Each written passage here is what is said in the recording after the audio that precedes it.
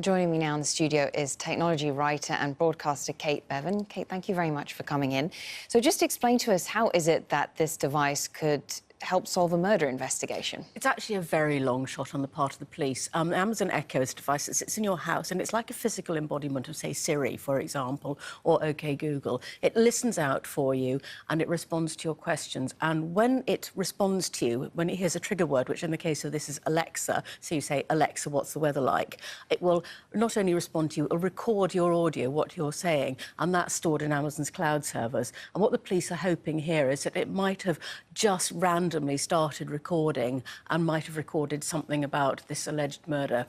As you say, it's a long shot, but nevertheless, we see this dilemma occurring again and again, don't we? The legitimate concerns around privacy needing to be balanced with the drive to seek justice.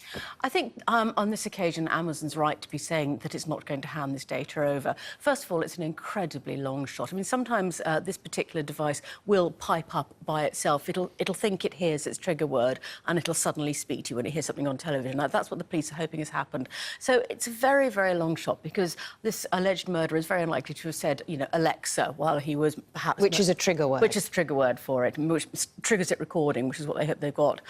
So I think on this occasion, Amazon's right not to hand it over, because it's such a long shot. It's a fishing expedition.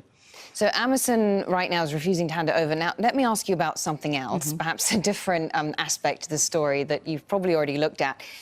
The property, the court papers show that this property had a smart water meter, and actually that could provide a very useful piece of evidence in terms of water pressure or how much water was used at the time. As I understand it, the water meter showed that there was a lot of water used around the time of the murder. Now, whether that's evidence, whether it's circumstantial evidence, that's up for the court to decide and for the jury to decide. But that can at least sort of show a correlation of use of water at the time. And this is where the smart devices are interesting and maybe not necessarily your friends, because they do record an awful lot of data about what you're doing in your house. If you've got a Nest thermometer, thermostat, for example, it'll tell you how warm it is in the house, which might tell somebody if you're at home or not at the time. If you've got cameras that record, motion cameras that record when you're at home or not, that might tell somebody when you or somebody else was in the house at the time. So we have these smart devices coming into our houses and, more importantly, storing the data on servers that don't belong to us up in the cloud. And that's where the problem of tech companies being asked to provide evidence comes into play. And the question is, should they hand over that evidence? Sometimes the answer is yes, sometimes the answer is no. Kate Bevan, thank you very much.